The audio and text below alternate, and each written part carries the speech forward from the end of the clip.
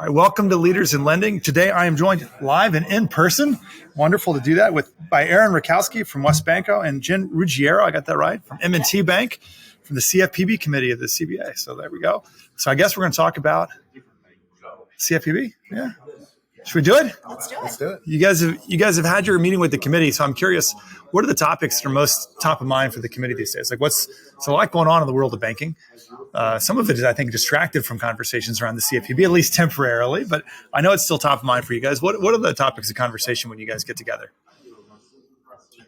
Pace of change. It seems like weekly, monthly, we're getting some new type of guidance, be it enforcement action, a supervisory highlights, something of that nature, where the Bureau is signaling to us where they are looking, where they have priorities, and it's coming fast and furious. And how do we react to that? And what are the expectations? Right. And where are they coming from? How are they letting us know? We'll see something on a blog post, then we'll see a supervisory highlights document, then we'll see something that comes out in an advisory or a circular. All of these non-formal rules are something that we have to look at, evaluate, respond to, and just the pace that those come in. They don't have a defined timeline of, you have to comment by this period, you have to have compliance by this date, it's mandatory by this date. It's just almost the Wild West from a regulatory perspective. It's coming fast, furious, and we're trying to respond to it. Interesting. Does that feel demonstrably different? You guys have been in the industry for a while. Does it feel demonstrably different is that a common thing over the history of the CFPB, or is that a shift in how you feel like information is flowing out in a more recent time period? I think the pace is more rapid than we've seen in the past.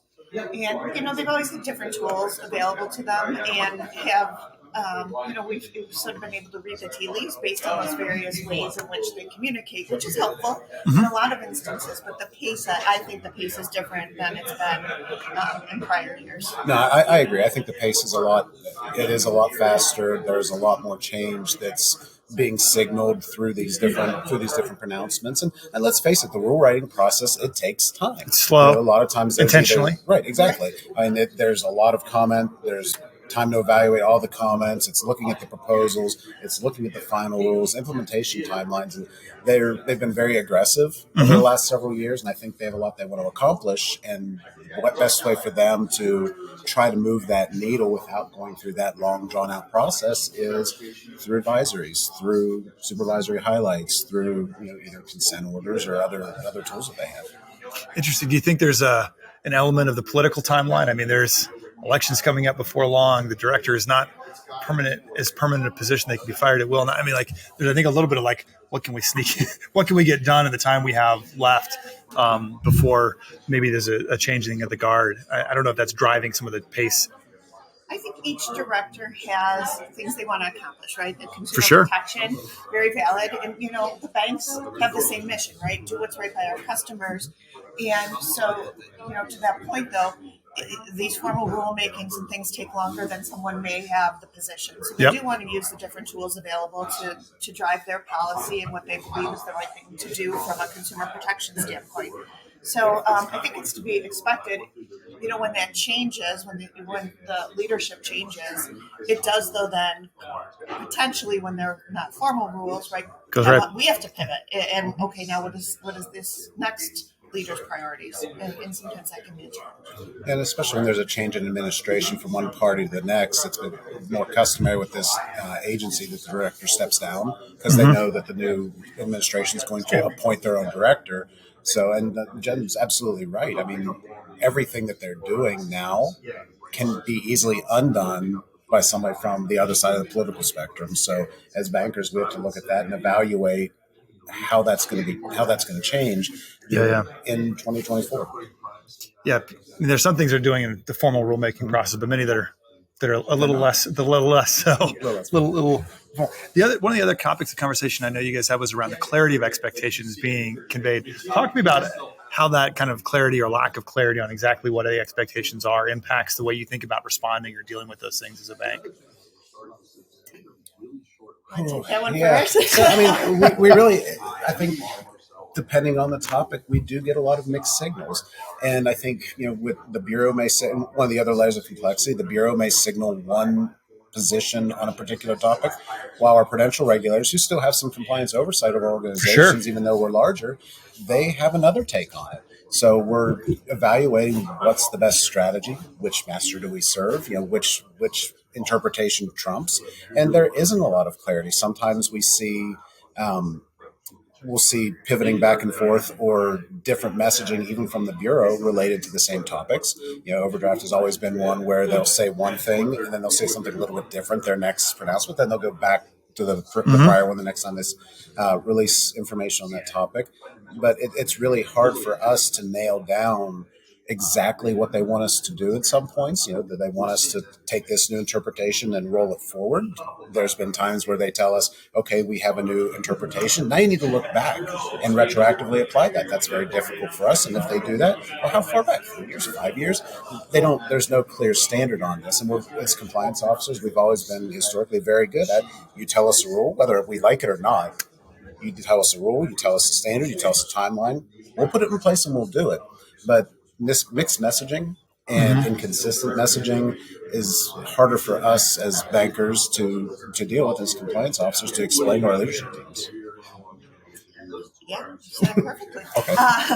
Great answer. It really is, as Aaron said, we want to do the right thing by our customers first and foremost. For sure. And we want to follow the rules, right? We want to do what is expected of us. And so sometimes the lack of clarity, right, prevents us from knowing what that is in other people's minds. So, it makes it hard for us to always design the solution that will, best respond to what's being asked of us. How do you think about building out a compliance organization or internal policies, processes that deal with that kind of environment? I mean, it feels like an interesting question for you, not just from the CFP committee point of view, but from like your internal roles and in risk or compliance. How do we actually think about operationalizing or building a team and building an approach that allows us to adapt to what seems to be somewhat changing environments? Like, how do you deal with that personally within the organization? That just feels like a interesting challenge. It's a little bit different than the way traditionally compliance roles have operated, with a little more set rules and expectations. Jen, I think I'll let you take this one first. We have very different scale organizations, so this might be a good one for us to talk about. Yeah, always keeping in mind, let's do the right thing by the customer. What's the best way to leverage data? We obviously have a lot more of an ability to leverage data in identifying risks.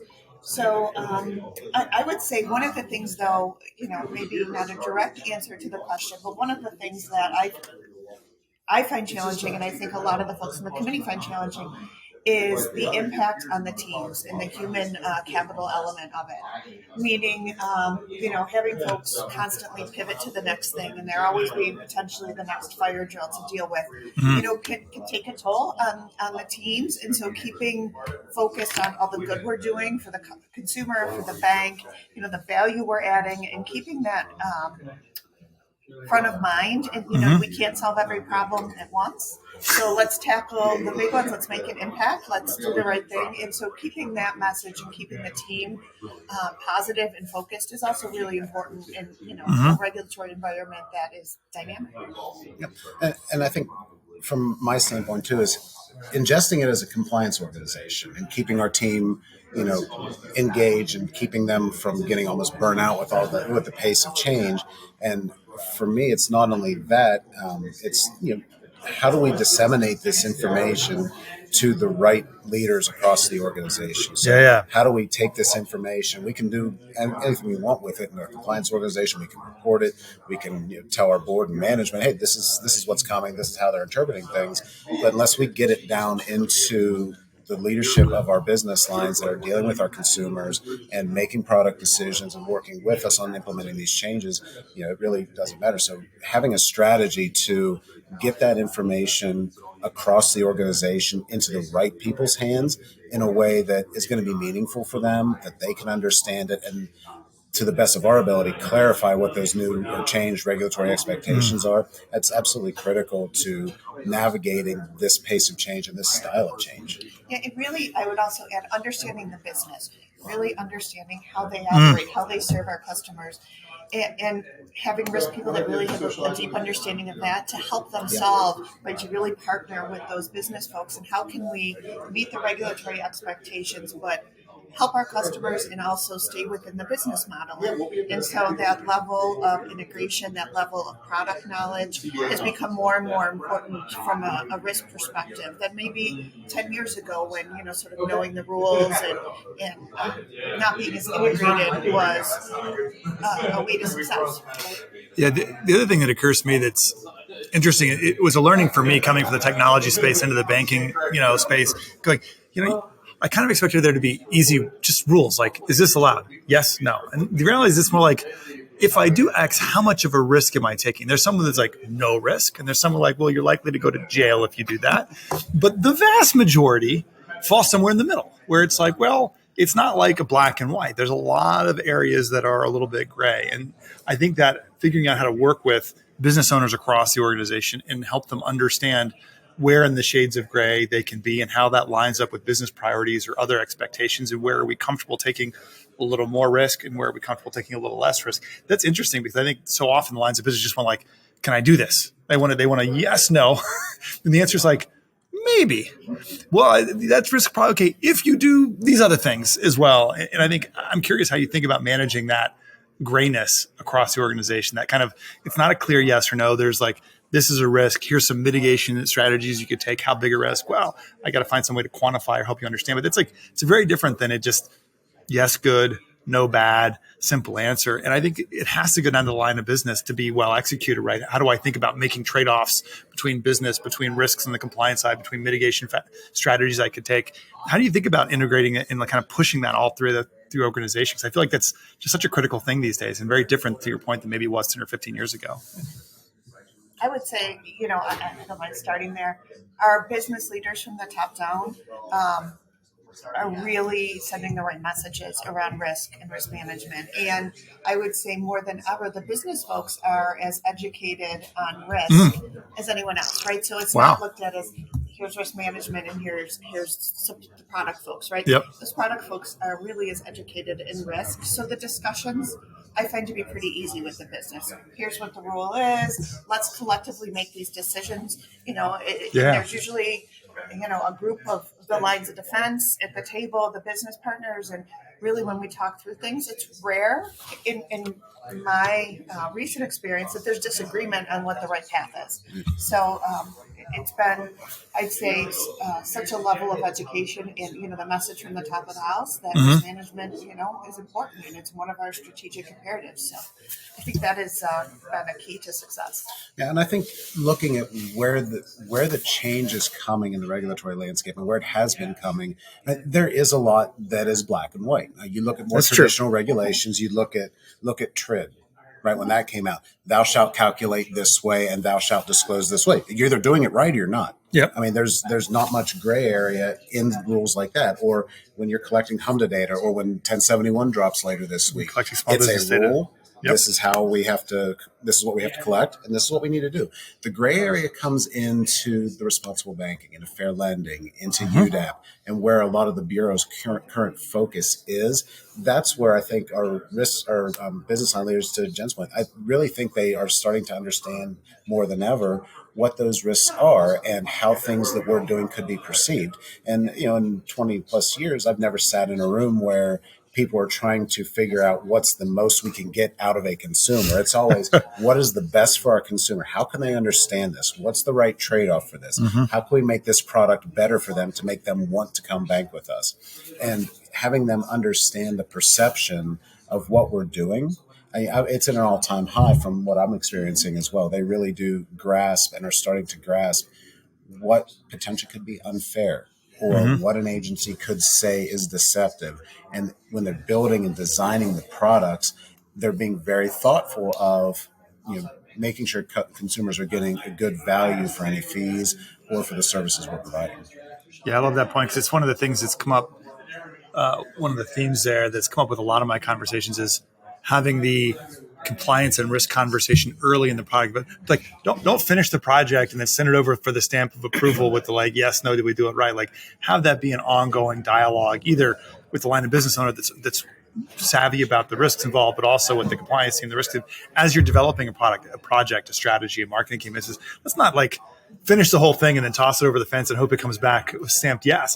Let's iterate on this and build it together, because then we can get to probably a better place than just like the kind of like separate houses, iterative, non-iterative, like just waterfall thing. Absolutely.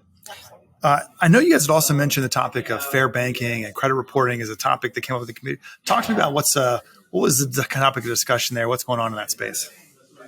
I think a lot of what Aaron mentioned, right? There's a lot of focus there. So those are the places we're seeing a lot of guidance, impactful to consumers, right? Credit reporting is very impactful to consumers. Of course. And, it is extremely complex and extremely data driven. And so just a focus on that, from a consumer standpoint, and making sure, I think from the bureaus and the regulator standpoint that, there's not negative impacts to consumers in their ability to get financial advice. Yeah, I always feel like there's the consumer protection side of rulemaking, and then there's when an institution actually internalizes that, what happens to the availability and pricing of credit because of that? Because the first thing you do is, I got to restrict access to credit because my risk has increased or my revenue's decreased. And so I do think understanding those impacts is really important, because it changes the nature of what the real impact of regulations, what rulemaking can be. And credit reporting ever since the bureau has been around, has always been a hot topic,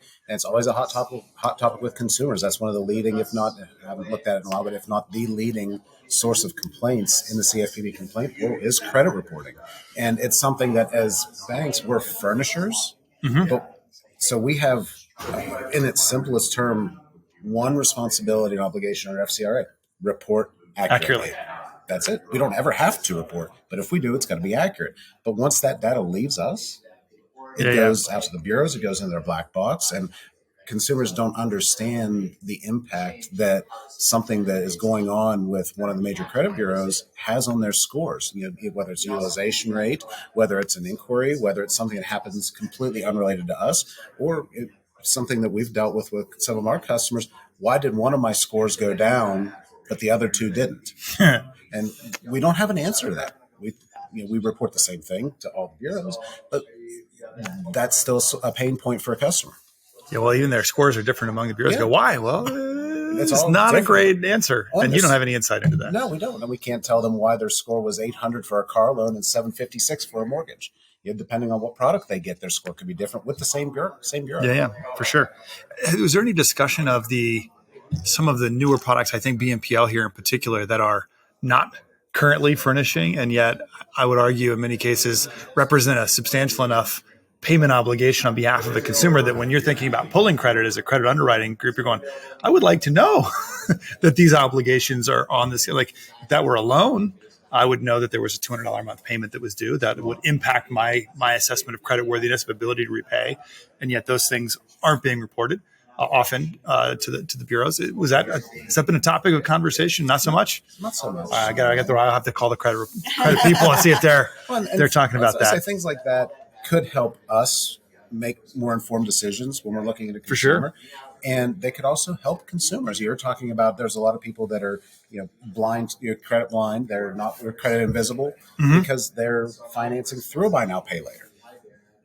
And if they don't pay their buy now, pay later place, I bet that they won't hesitate to file a judgment, and that will negatively impact their credit. Yep. So if they have the ability to negatively impact credit, they should have to report positively.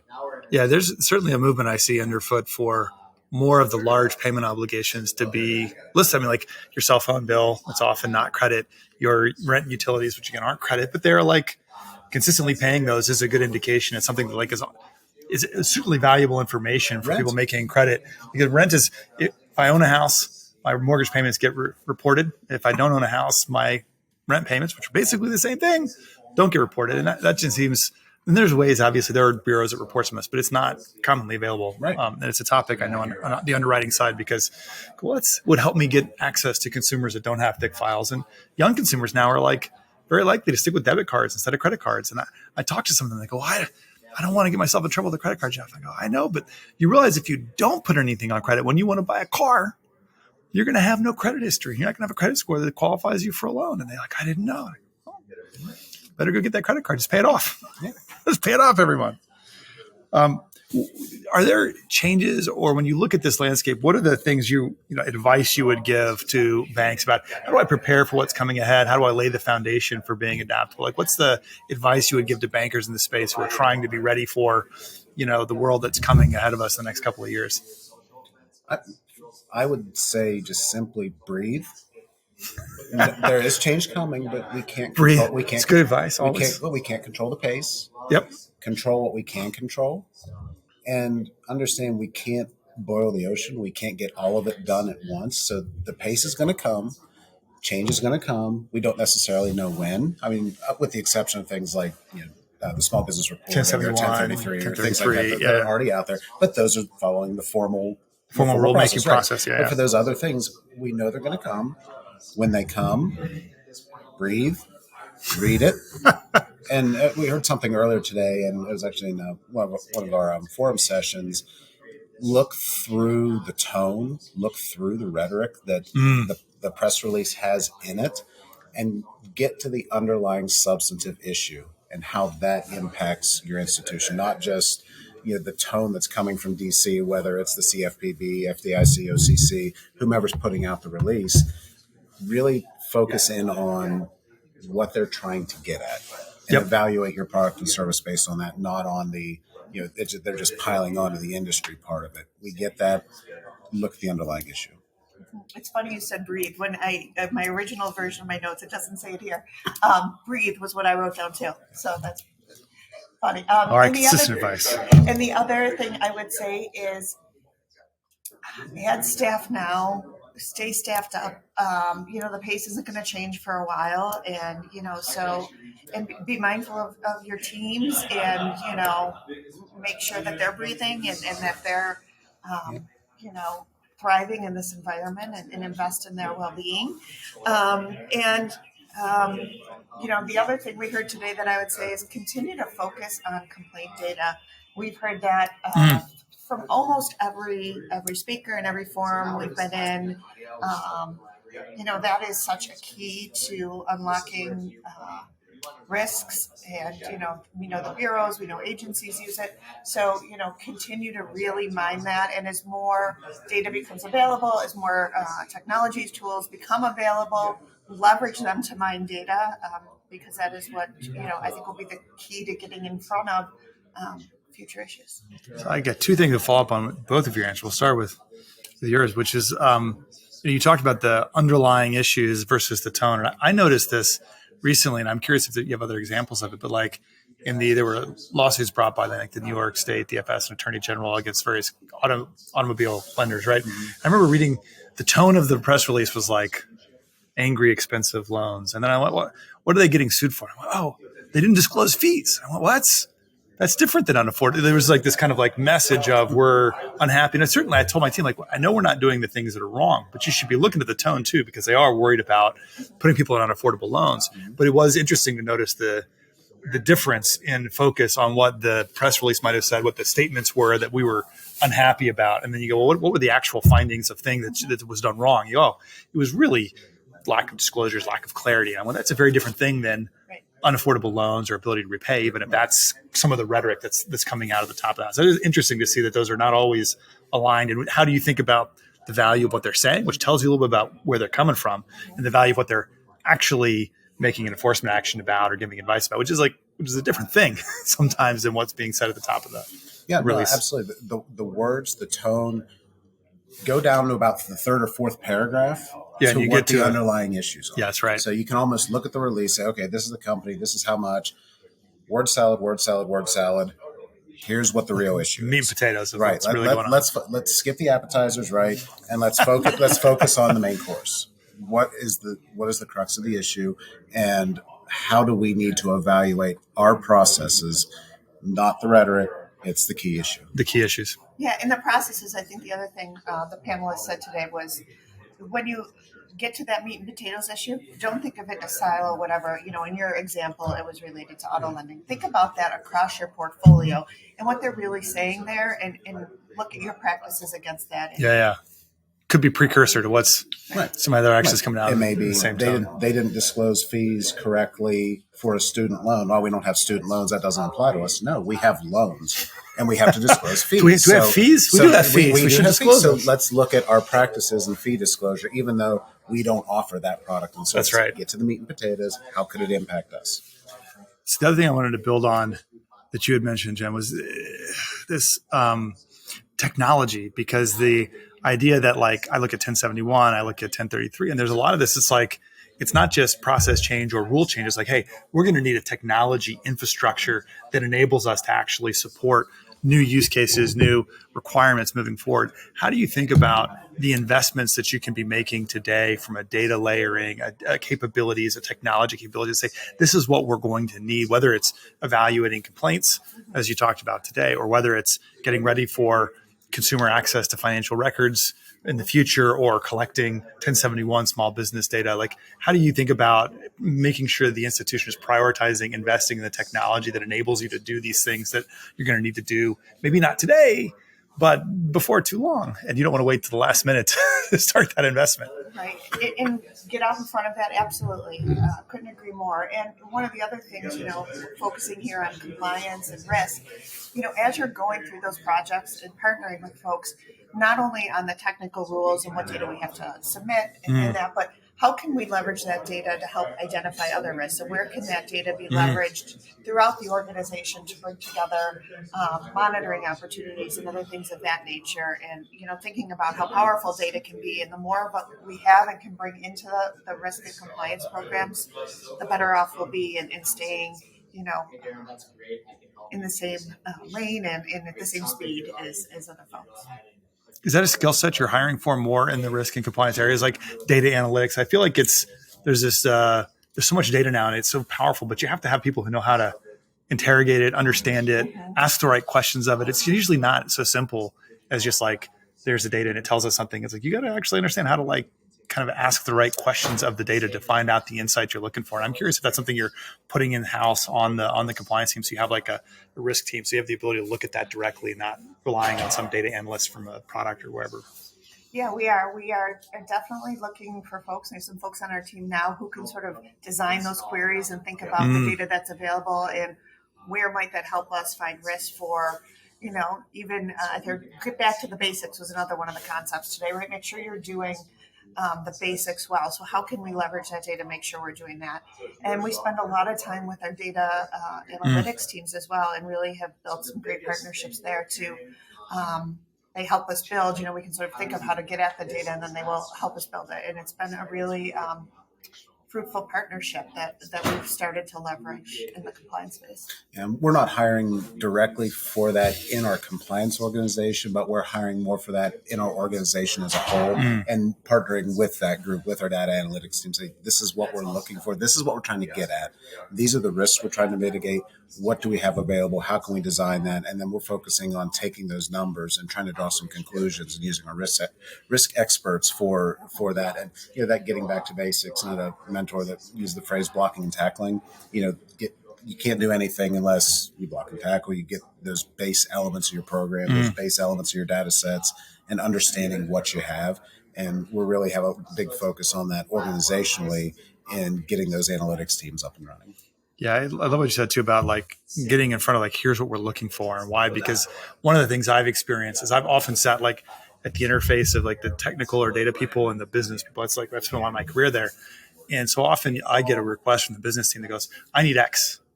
And I go, well, help me understand why. And then once I get the why, I go, actually, you don't need X at all. That won't answer the question you've got. You need Y.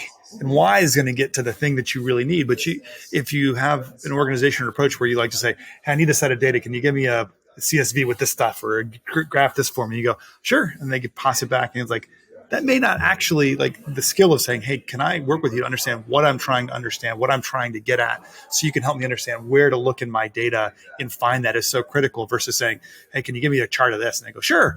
and then you get the churn. That actually didn't give you the insight you were looking for, but you didn't use the people with the deep knowledge of the data to help you find the best answer to the underlying question you had. What's the right data set? What's the right source for the information? You could have somebody working for weeks on a query out of your loan servicing system when an Excel sort of your humdilar might give you exactly what you needed. Right. Yeah. And it's done in 5 minutes. But the understanding of what you're trying to get at is just as critical as the data itself. Yeah, absolutely. Any last thoughts before we break here on things from the committee or key things on top of your mind for the next year? I just think buckle up. It's going to be a ride.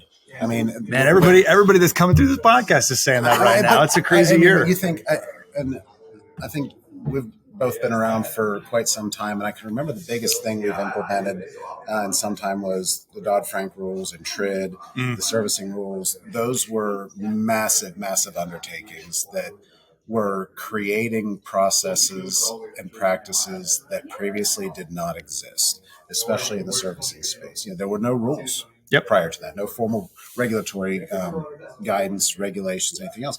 And that's where we're headed with 1071, right? There is no rule right now that is anything close to similar to this that's focused on commercial lending. Yep. So it's not just, okay, we can take some data now and collect it and report it. You have to build the infrastructure first to get it, train people to ask for it.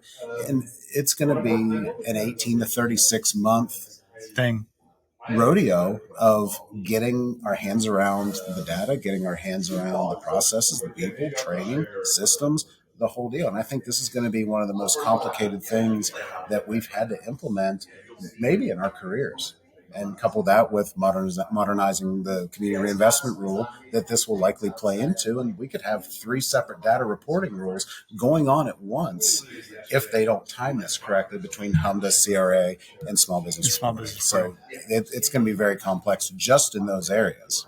Buckle up. Buckle up. All right. Jen? I'll end with that. I can't think of anything better to say. Absolutely, buckle up, and you know what? I will add: stay in touch with your colleagues, our committee. Talking through a lot of these more complex issues with your peers, and even just hearing they're facing the same challenges, I think is helpful. And so, really, build those networks and stay in touch with everyone. And it's a lot easier to get through it together. A piece of advice I'd have: there is no competition in compliance. I like that. That's a good. That's a great one-liner to end with. Nice job, Aaron. There's no competition in compliance. Use your network. We're all trying to get the same good things done. That's right. Well, Jen, Aaron, thank you guys both for joining me today. I really appreciate it. This was great. That's great. Thank you. So much Thanks for having us.